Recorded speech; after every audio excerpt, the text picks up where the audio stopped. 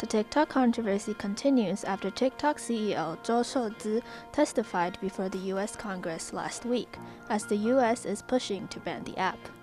In an exclusive interview with TVBS commentator Wen Qiyu, Ma Rui, the founder of TechBuzz China and a technology and financial analyst, shares her views on the TikTok threat. The political leaders in the US basically point to this one Chinese law that would require ByteDance to help Chinese authorities in intelligence and national security matters if it were ever asked to.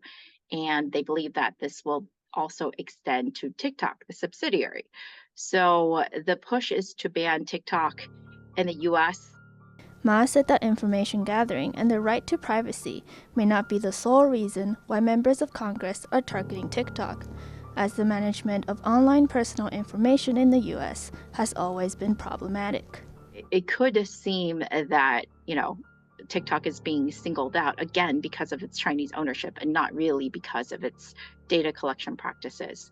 Also, as many other analysts have pointed out, American data is actually being sold kind of freely all over the world, including to Chinese entities by data brokers, because that aspect of our data privacy is not very well regulated at all.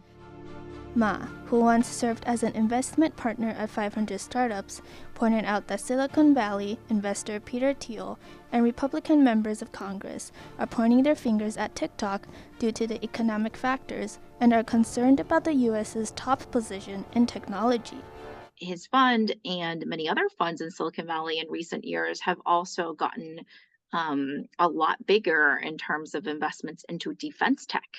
So having, restrictive or maybe an openly hostile relationship with China could be very good for those portfolio companies. So maybe I'm thinking a little too much, but I think those could be very, very valid concerns. Although the U.S. intends to decouple China regarding technology, Ma said there are still many collaborations in scientific research and development, especially in medical and pharmaceutical areas. And in fact, one of the cancer drugs I was reading about cut down a 10 to 15-year cycle that's typical for the drug. When they started enrolling Chinese patients, they were able to reduce that down to 2 to 3 years, which is very, very significant.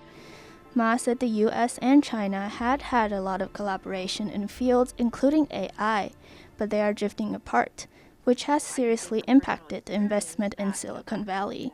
I can say from personal experience that, back in 2015, 16, there were many Chinese investors looking to deploy capital here in Silicon Valley, and that has basically decreased to nothing. So as far as I know, no one's really doing it at scale. Maybe a few individuals are still doing deals, but no large organizations or institutions are really trying to deploy large amounts of capital.